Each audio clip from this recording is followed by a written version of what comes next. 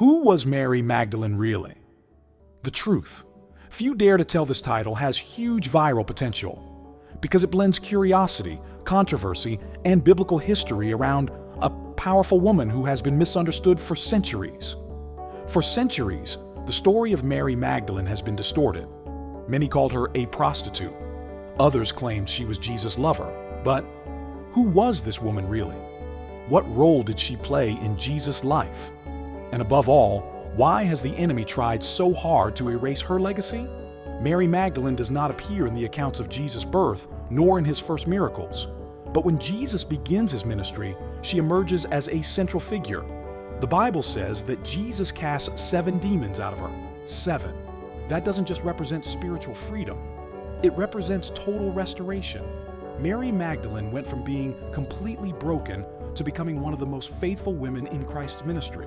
She was one of the few who did not abandon him at the cross.